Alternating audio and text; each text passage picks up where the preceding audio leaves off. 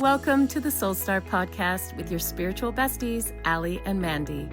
We're here to make your spiritual journey fun, relatable, and inspiring. So let's raise your vibe and ignite your soul together.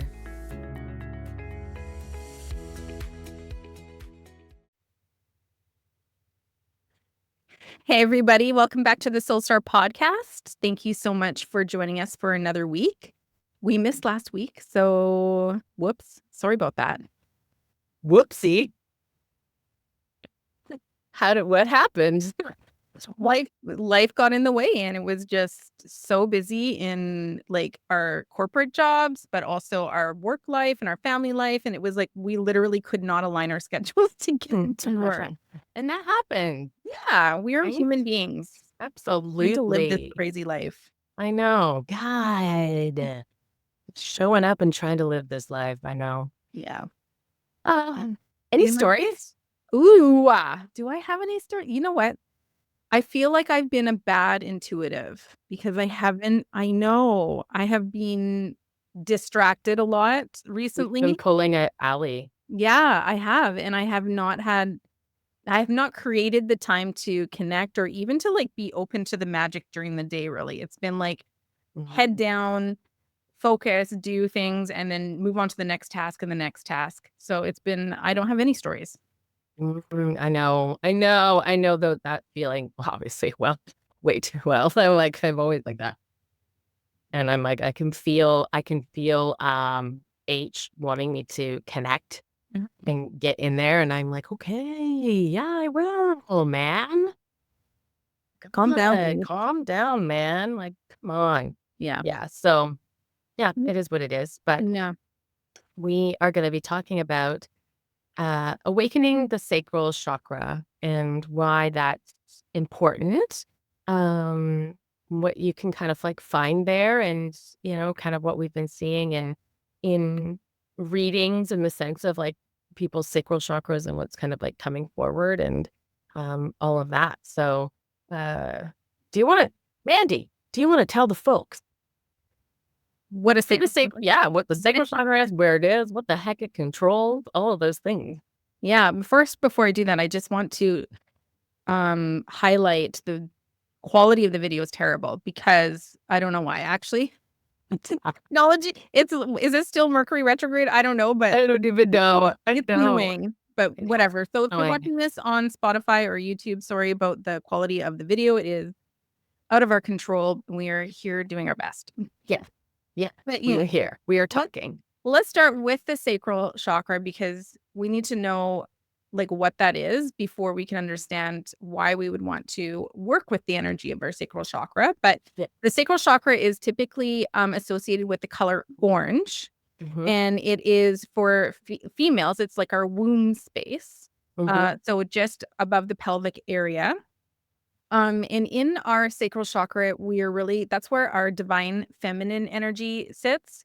It's also where our creativity sits. But more importantly, that's where our sexuality and our sensuality, the energy of that exists as well. So, and a lot of us as women have suppressed our femininity and our sexual and sensual desires and all that sort of stuff because just of the way that our society is. And a lot of us exist, I'd say, in our masculine energy and are not so connected to our feminine energy. So there's a lot of work that needs to be done as a collective within this sacral energy for us. And you did a workshop recently with Janine McKinnon, who works in the sacral energy, basically.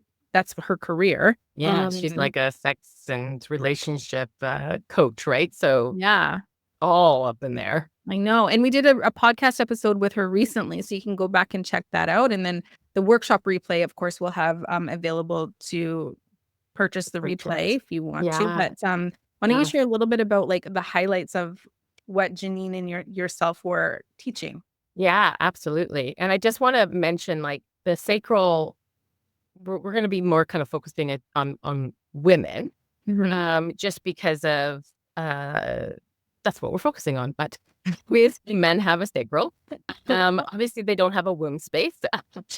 And so it doesn't mean that that doesn't, like, the energy is still there and it's still affect, like, it's the same type of thing, creativity, joy, sensuality, sexuality, all of that. Mhm.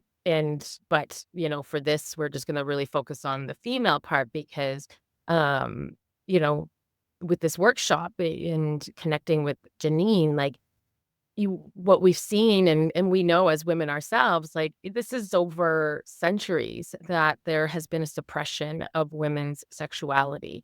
So if we went way back in the day, let's just go in the witch hunting days. If a woman was overly sexual, she was a witch, right? And that whole witch hunt was um created or kind of started with the Christian church, right? So you start to kind of see where these, like, patterns have come in. And even when you go way, way, way back in history when, women were the rulers with the matriarchy, this was like, because they did have um, this power, this sensual power. There was, if you go back to, like, what was it, like, the ancient Greek times, like, the women were worshipped and their bodies Mhm. and all of that. And this has shifted over time, and it has moved from, like, a matriarchy kind of society to a patriarchy society. And through that, a lot of us, men and women, are, working within their more divine masculine because that's how society has set it, right? Like, Mhm. it's kind of hard to not, when we have a 9 to 5 and everything is set up in that kind of Yeah. masculine state. And it's not saying that that is a bad thing. It is saying that we need balance and we need to start reclaiming that divine feminine aspect so that we can bring it in to balance. Um, and kind of like noticing, like, with the sacral chakra, there, and doing readings for women and all of that, like, this is what we're kind of seeing, like, you and I have seen this many times where we get to the sacral and it's kind of, like, dulled out or, black and white, or just there's no energy I've for seen, there. what is it called? When you're watching, like, a cowboy movie and there's, like, it's a tumbleweed. I've seen tumbleweeds with sacral chakras before. It's so funny. It's dried up and it's abandoned and there's tumbleweeds, like, going all over. Totally, right? Like, we have, like, it's like and I think for women, especially because we can tend to put others before us, right? So maybe our children and our husbands or, our friends, and we can do a lot of, like, outwards, but not the inwards. And that the sacral is all about that, right?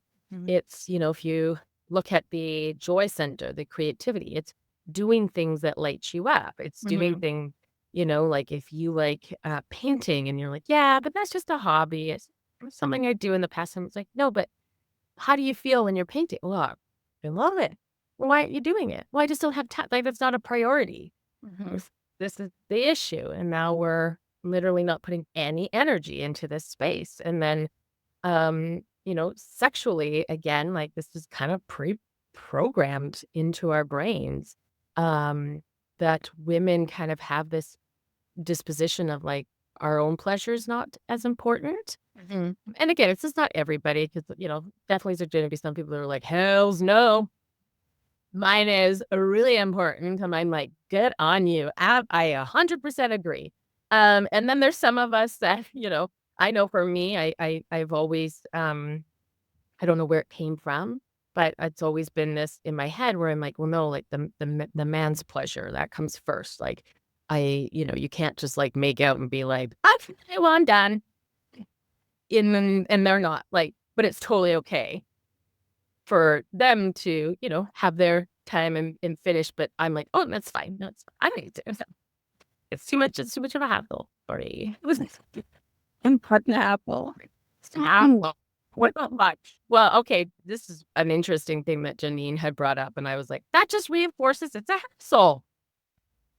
Okay? So, apparently, women take 20 to 40 minutes just to get, like, aroused to the point that an orgasm could actually happen. 20 to 40 minutes. What? the fuck you.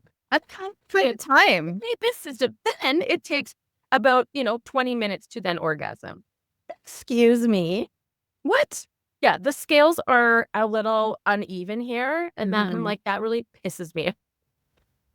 Well, I've came across this. There's this influencer on Instagram. There's actually a few, and they talk a lot about the divine masculine in a relationship and the divine feminine energy in a relationship. And obviously the man is meant to embody the divine masculine, and that looks like somebody who's taking charge and making everybody like their family feel safe and secure. And then the divine feminine is meant more to like support and nurture, but also and love and care and caretaker, all that sort of stuff. And I've been like watching all of this, and now I can't remember the point of what is wrong with me today.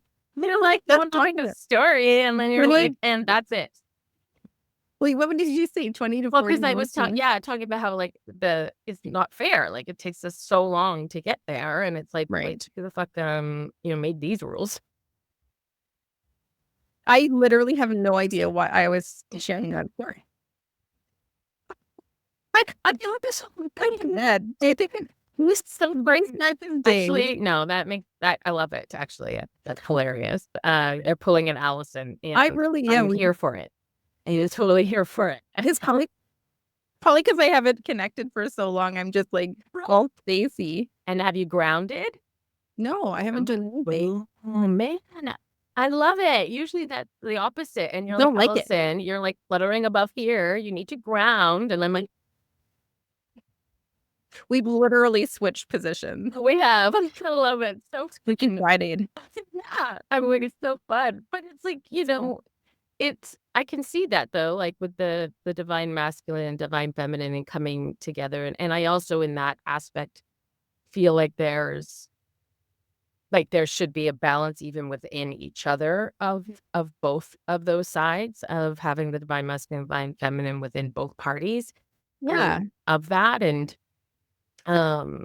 because it's a two-way street. And I think for so long and maybe like sexually, sensually, like for so long it has kind of been, one-sided in that sense. And even this, like, I think as women, we don't want to be putting people out or being like a hassle. And to me, when I hear 20, 40 minutes and then 20 minutes, that to me feels like a hassle. And I'm like, I naturally don't want to be an inconvenience for somebody.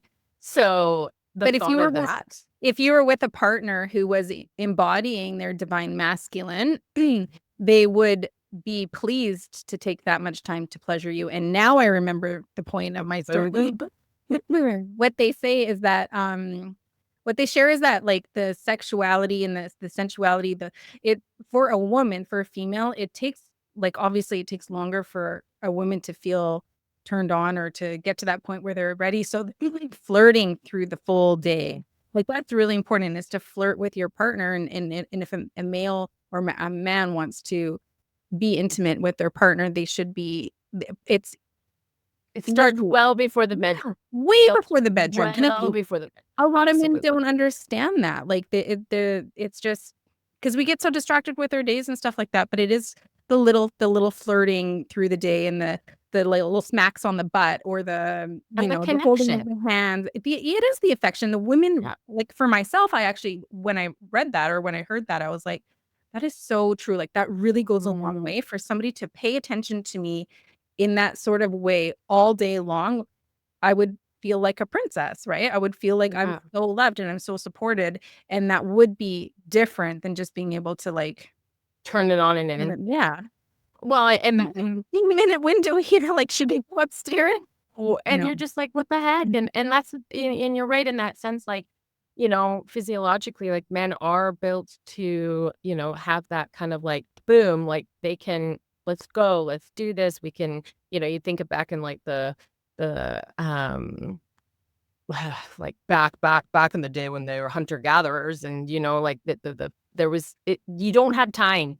Yeah. Right? Like, it's like, okay, well, I need to put my seed in this girl and have a baby. Like, and before, like, somebody comes and, a lion comes. Yeah, You want to have this, like, it needs to be done, like be a boom bum. And for us, it's like, 100% it's the connection. So if you're not connected emotionally, intellectually type of thing, like there's Yeah. no connection there, like then for a woman, like it's very mental. It's kind of like you're not even going there. You're not even Mhm. thinking it. And so I guess like that's where that bridging that gap with men, it's like physically, it's just that physically it's just there.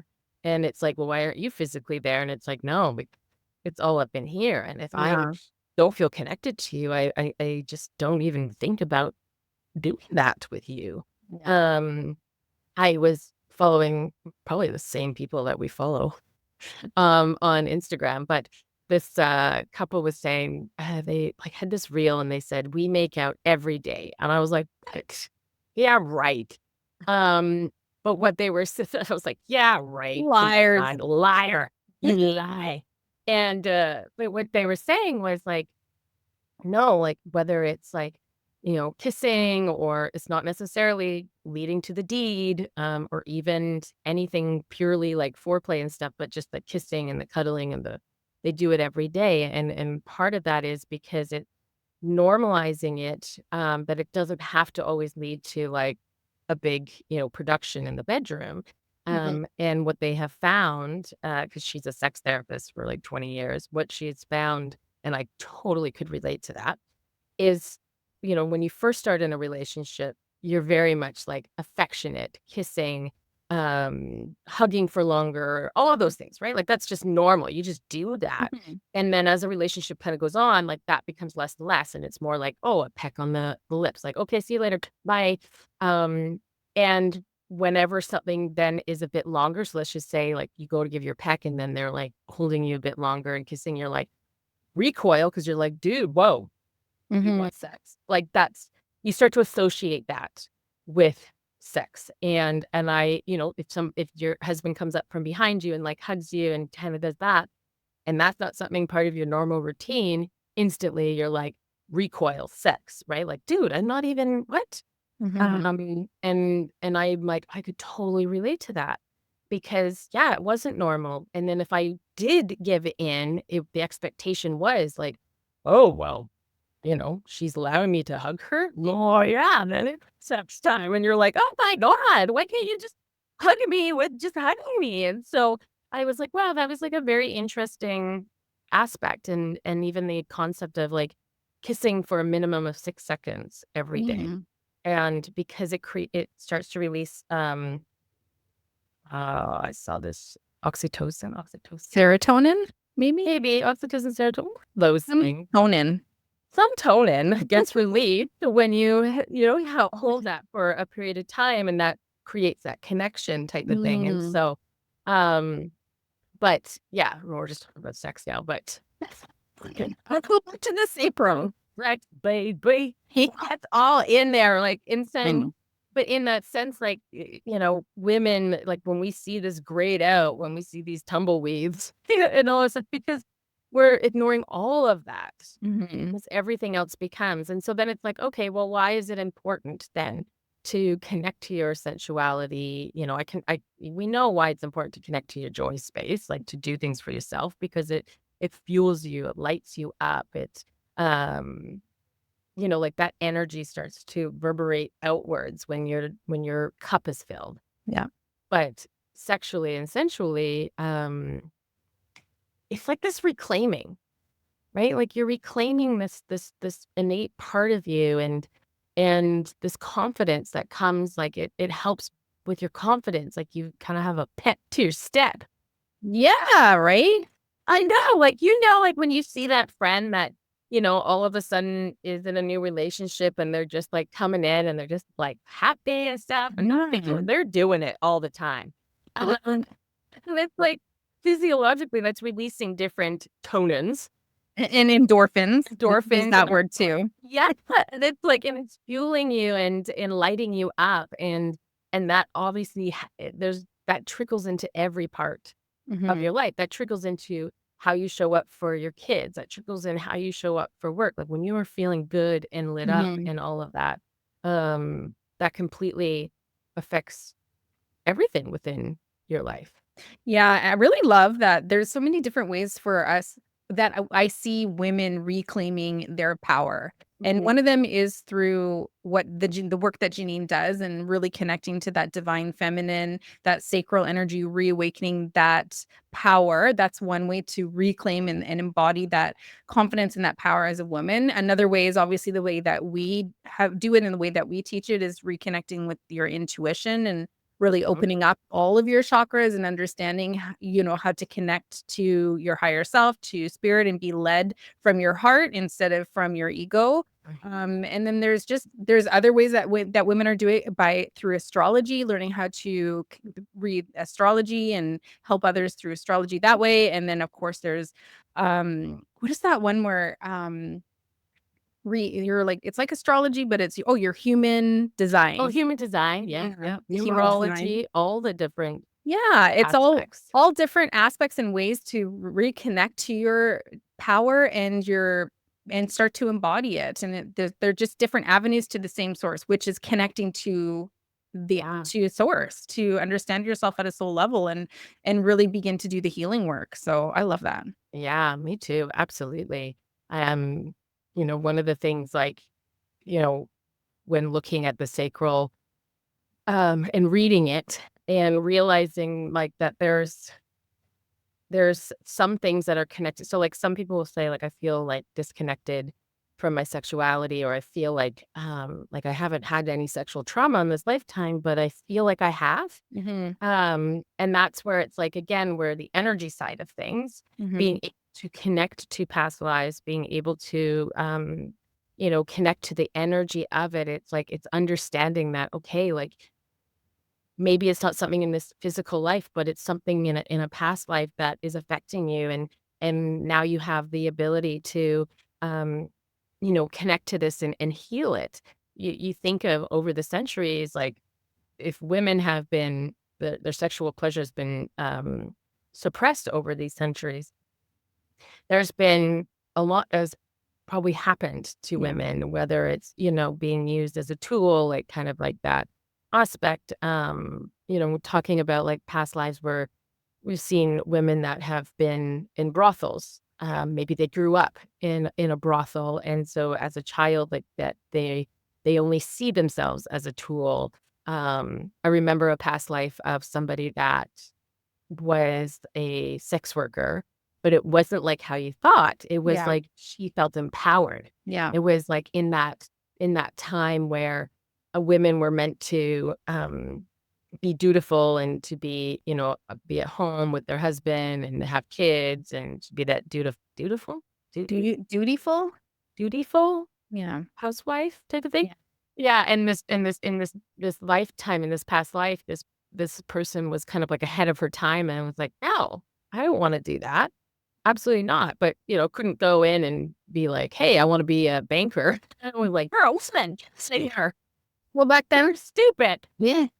Well, then that was the only way a woman could earn an income back And that's then. what they So, and in yeah. that past life, that was it. They So she took chose. yeah, she took her power back and she did what she needed to do. But it's interesting because a lot of women do hold and suppress some healing that needs to some trauma, sexual trauma but it can be from past lives and it can be ancestral and it can be both, right?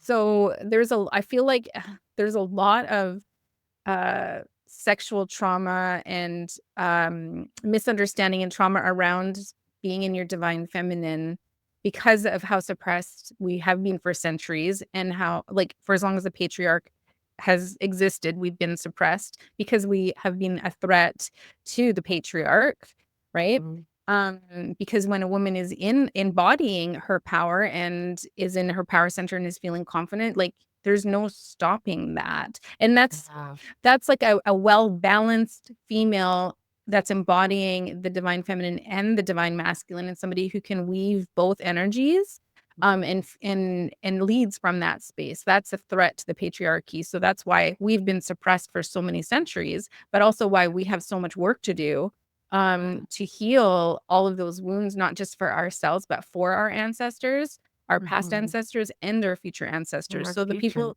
Yeah, the people that are doing the work in the sacral, like working with the divine feminine energy and reawakening the sacral energy, this is really important work for our future, for our the Absolutely. collective future, for where we're headed for new earth. Like there's these way showers are really important light workers that are doing important work. And I know for myself, I know that there's work that I have to do in my sacral and reawaken and connect with that space from a different perspective, not from the patriarch's perspective or the social perspective that I've been programmed to do. Like I know it's waiting there for me to start looking at, but I've avoided it because there's fear. Still hold fear because when I unleash that, like Yeah. I don't know how my life will look in a sense of like what's going to change.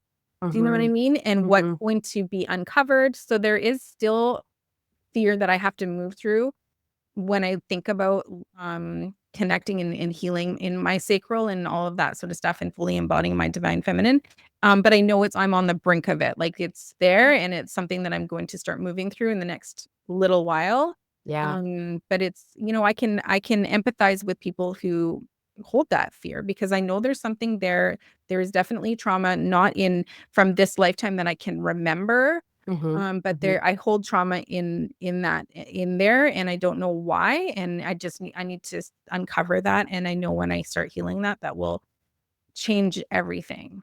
Absolutely. Absolutely. And I think like, um, even in that sense, like it can even show up, like for myself, it's not necessarily that trauma or that type of energy. It was more like, and so this is where it's like kind of like crazy where you're like, oh my God, like you can connect so much to this. Like Mhm. to me, I was always very curious as a young child of like the body and sex and all of that. And of course, like, sometimes when you're asking too many questions, you get shut down and there's shame there, or you start to Mhm. realize, you start to read the room. Okay, we don't talk about this stuff. And I Yeah. remember like sitting there being like, thinking that was odd. I Mhm. just thought that was super weird. Like we were given these bodies. Even if you're talking a religious aspect, like God gave these bodies and gave pleasure for a reason. If it was just for a tool, to procreate, then there wouldn't be pleasure associated with that. And I just remember kind of like being like, I don't get it. Like, why is there so much shame? Why is there so much embarrassment? Why is there so much, why aren't we just talking about it? Um, but one of the things like through my discovery, because realizing like I had that kind of deep rooted belief system Mhm. of, giving pleasure to the other person and not being an inconvenience. When I started to dig into that more, I started to actually tie it to nothing to do with sex and had everything to do with, my self worth, my people pleasing that I started to collect at a young age by just witnessing. I'm very observant and take a lot and, witnessing and being like, oh, okay, so this is how we behave. We get good response. This is not what we do. We get bad response. And through that cultivating of that people pleasing, it's just coming out in the sexual side is that because again, if I'm not feeling like I'm good enough or if I'm behaving well, like if you kind of like with your partner, you're like, well, if I make them feel real good, like, then they'll stay with me instead of it being like, dude, they stay with me because I'm amazing. Yeah. Not because I'm, making, or like, I don't want to be an inconvenience, whatever it is. So like having nothing to do with sex, it's drawing back to my own kind of like limiting belief systems that I'm healing on a whole different level that Mhm. are, seeping into that side. So Mhm. there's so much into that, and then just like, we said, like, there's that, century-wise, like, mindset of, like, shame shame around feeling pleasure, where it's just like, Mhm. there's shame. There's shame of somebody being overly sexual. There's shame, there's all these things. You see it all over where it's like, "Why are you using your body that way?" Or whatever, and it's like, back in the day, like, I saw a lifetime where it was, like, women's bodies and showing them and all of those things. It wasn't a sexualized thing, it was, like, a worship thing. It was beautiful, but we've, as society, have moved to this. We've made it a dirty thing, Mhm. dirty thing, and that's where it's like Yeah. you need to unravel that. Well, I think there's a like everything, there's duality. So when you're there's a dark side and a light side to Yeah. to sexuality and to being a sexual person, I think. And there's Absolutely. yeah. And I think when you're really connecting to your sacral energy and to your divine feminine energy, and you're working with that energy, I would, as you know, you're more connecting to the light to side of that, and in the love and the like the emotion and Beauty the in it. vibration, yeah, of the love and the beauty and the gratitude and all of the high vibration.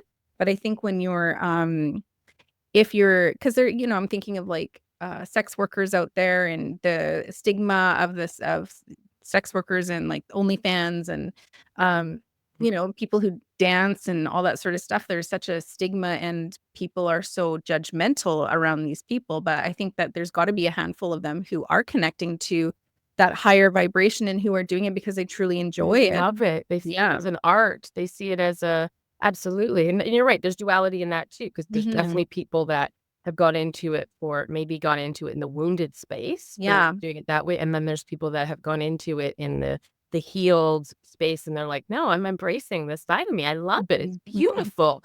And it's more the judgment of other people tainting it, or Yeah. dismantling it. Yeah. Absolutely. For Mhm. sure. And it is a fine line, because somebody could be overly sexual, and in one aspect it be because they don't have confidence, and they are, trying to fill something, or whatever it is. Or in the other side, on the healed side, it's no, I'm embracing this. So it is a fine line of like Yeah. even understanding yourself, but where it's coming from. Mhm. Right. So And even just having the conversation of being connected to your sacral energy, or your sexuality and your divine feminine, like that's not even a conversation that people have or even know to have, because it's such this work that we're doing and that Janine does is just so small right now compared it's to. taboo. Yeah, well, it There's is an aspect taboo. of taboo, right? And it's Yeah. woo woo, and it's all that sort of stuff. So I think over the next 5 years, we'll see a big change in, people being open to wanting to learn more about this, especially with women. And that's my hope, and is to see women who really want, because we have so much healing to do. I know, we do. I know. And We it'll be do. really, really good when we all start doing that work, because could you imagine a world where women are supporting one another, and we're no longer gossiping about each other, and, feeling threatened about, somebody's more successful than me, or somebody's a better whatever than I am. And it's just like, I just can't wait for the day where that script flips, and we're all Yeah. just like, wow, I'm so proud of you. You're doing such a Mhm. great job. I'm like cheerleading for everybody and Yeah. feeling the It same doesn't support. threaten me at all, Yeah. because like Yeah. everybody's just in absolutely. And I do agree in that sense, like, to be able to change the script, to be able to change how it's viewed as a collective, it comes from everybody individually changing it so that our future ancestors are then adopting it. Because right now we're just taking on what, you know, Mhm. society says, what we see around us, what our parents say, all of that. And we've Yeah. seen a change in that for sure. If you think back to your grandparents' days Yeah. in sex and all, like, don't fucking talk about like what? I Like think they had you're good pants on. what? And it was literally just to make children Yeah. and all of that. So you think we've progressed a lot. There's Yeah. been a big shift in that. And I think for even women, we also can get caught up in that sacral of it being just a tool. Mhm. Like it kind of becomes that thing where it's like, well, that's where, my babies are like it. I don't know. I feel like there's some type of connection there that it's like, no, this is just what it's meant for. And like even people that maybe can't get pregnant, well, then it's completely abandoned because it's like, well, you're not working for me. So, Yeah. Yeah, yeah. fair. Mhm. Mhm. Like, talking about the patriarchy and how suppressed it has made us as women, it has become very clear just through this conversation that the way that women can fuck the patriarchy is to embody our divine feminine and heal our sacral and awaken that energy. If we want to see a change in this world and we want to take control and see a matriarchy, we need to do the work to awaken our sacral, heal what needs to be healed, and start embodying that divine feminine energy. And there is ascended masters that are working with so many of us to start doing this work. Like there's Mary Magdalene, there's Mother Mary, there's Aphrodite. there's Kuan Yin. Like there's so many feminine ascended masters. Even Kali Ma is working with women to awaken their sacral and their power and stuff like that. It's very empowering. And, when you learn how to go within, like what we teach or what you teach now as a listener, you can learn how to pull those energies forward and learn from them and work with them intentionally. And you'll start to see them show up in your day-to-day life. You'll see signs from them throughout your day and you'll be like, holy, like, I think Aphrodite's working with me. I've seen her name or I've seen things about her and in my reality like 600 times in the last week, and be like, okay, well, now you're going to go into meditation and try to work with her and see what she has to say. You might even receive a healing from her. Like, it would be so beautiful. Absolutely. And, and it's really telling, when we talk about a Kundalini awakening, where is that energy sitting? Right there. Yeah. Right. It's right in that kind of like down in that area where it's like when the Kundalini kind of starts, it starts to rise up through it. Maybe it's more on the base of the spine. It is the root, but it has to travel right through the sacral, which is the second chakra. So it is right in that energy, like it's right down in there where it's just like it's sitting. And it would be the second chakra to open or to receive the energy of the Kundalini awakening, right? Yeah. And whenever I hear Kundalini awakening, there's a sense I associate a bit with sensuality for some reason. There's something within it that it feels like it's very sensual in that sense. And so it's just interesting, like having all of that there. Like there's something to that. So when somebody's wanting to awaken their sacral energy or start connecting with that, what did you guys do in the workshop to experience that? Like what kind of activities or can somebody do? Yeah. So I think like on the spiritual energetic side, part of that is like, doing guided meditations or, using crystals, connecting, putting your hands down in your womb space and connecting to that energy when you're in a meditation.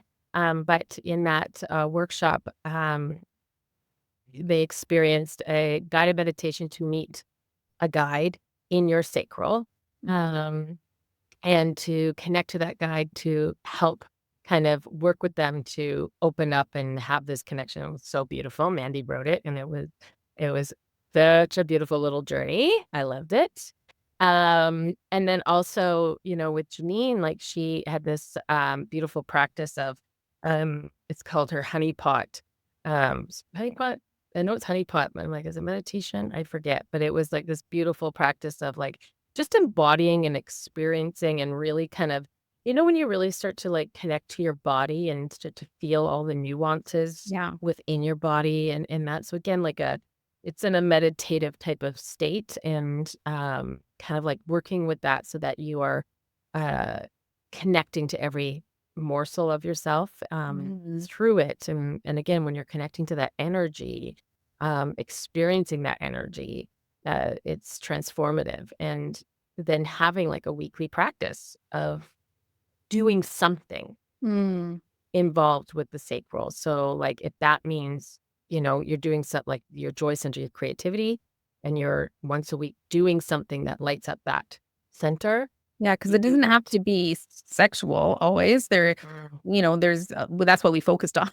But there's joy and there's creativity. So even just going out and playing with your children or with your nieces or nephews or doing something silly fun, like going back to that child. Yeah, jumping on a trampoline or going out to play basketball or soccer or whatever sport you played when you were a kid. Even just reconnecting with your inner child will bring that joy and that playfulness. Absolutely. So I know. Absolutely. Have a Nerf fight with your spouse. Yeah, like just be playful, right? Like it's like having that, it really does connect. And even if it is on the sexual side, that doesn't mean sex with a partner. Yeah. This is for you. And so if that means whether you're taking time to connect to your body and however that, unfolds, then you do that. Or, it doesn't, again, like connecting any of that to like an end goal from like, oh, okay, well, this is what I'm going to do. No, like sometimes it's Mhm. just feeling your body, connecting, having any of those things. Like it's just a little ritual, but it all just like intentionally connects you to that energy and starts to light up that center, and more will unfold, right? So if you're Mhm. going into meditation and maybe there are some ancestral stuff that comes forward, like that will evolve and unfold over time as you heal, as you move through it. Yeah. And then things kind of like coming up to the surface to be like, holy shit, yeah, like I didn't know I had this mindset around it, or why do I think of it this way? Like things will just start to come up and you are able to heal it as you kind of go. But it's Mhm. that kind of like those practices, right? Yeah, yeah. No, I love that. Any practice that anybody does to just take the time to connect to themselves in whatever capacity that is going to benefit them tremendously, anyhow. So, and I love that it's like a weekly practice and not a daily practice because that can feel overwhelming. I So don't like even if that. you make it a monthly practice to start, do that. But and check Mhm. out the workshop if you want. It's I'm sure it's full of things. I remember when Janine was on our podcast, some of the things that she was sharing, I was like, huh, I didn't think about it like that. Huh. I Yeah. had like so many of those moments and I was like, I truly am programmed just based like I have a very tunnel vision sense of my own sexuality and sensuality.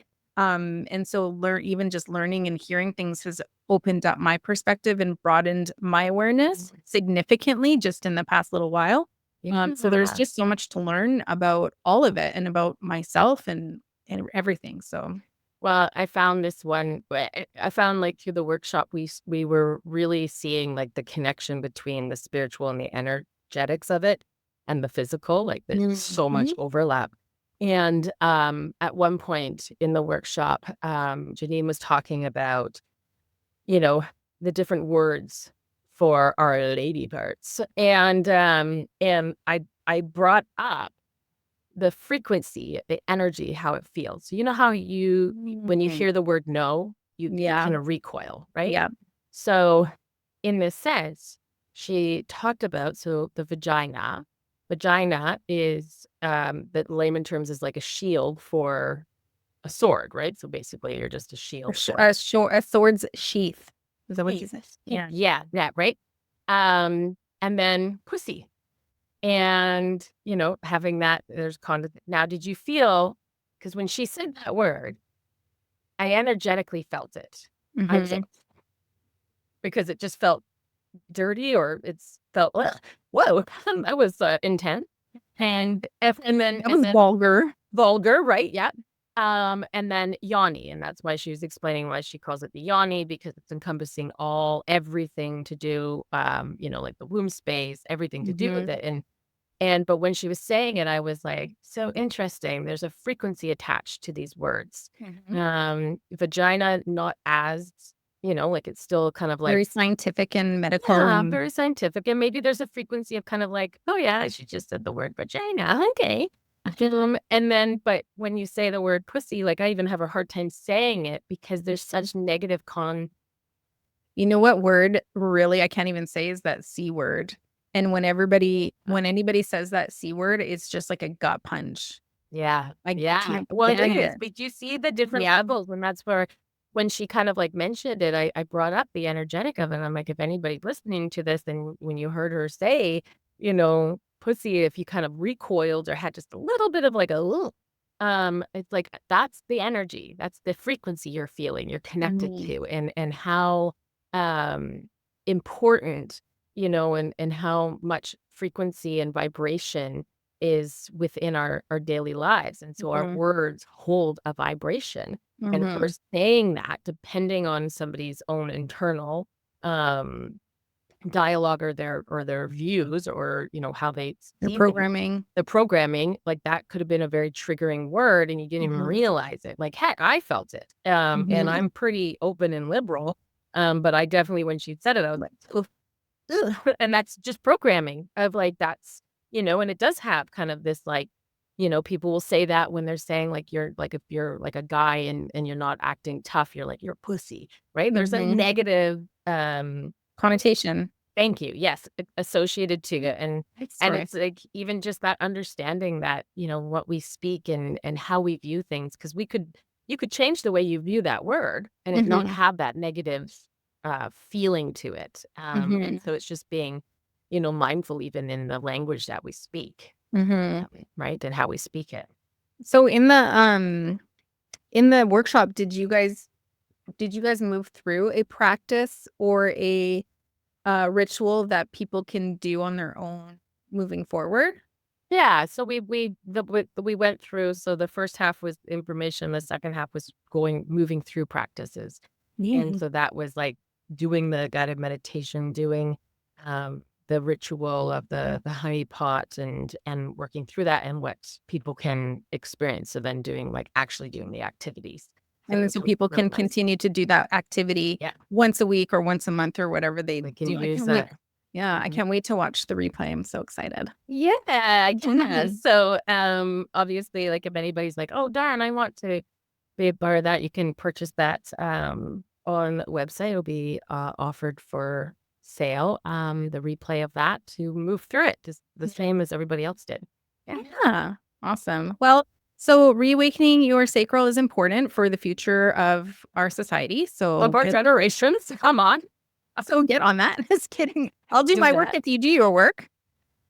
It's so true. Oh my God. We should do a follow-up episode in like a year or 6 months from now to see like where we're at with the reawakening of our own sacral. Because obviously we've done work in our sacral just by activating our intuition and connecting to spirit and all that sort of stuff. But there's obviously, like we know and we say all the time, things happen in layers. So there's just another layer here that I need to I guess explore. And I know that that's just something that's calling me now and starting to come forward. So we'll chat in 6 months maybe, and I'll let you know where we're at with that. Yeah, we'll hold you accountable. I'll tell you where the root cause comes from. It's probably a past life. I know. And that's like the really neat thing about that is like how you can, it's something like that can affect you and you're like, didn't even know it. Yeah. Yeah. Yeah. All right. Well, thank you so much for joining us again this week. We are so grateful that you come back, and so grateful for everybody that comments and shares our podcast with their friends and family. If you think anybody would benefit from a couple of silly laughs and learning a little bit more about energy and intuition, we would love for you to pass us along. But we'll see you next week. Bye.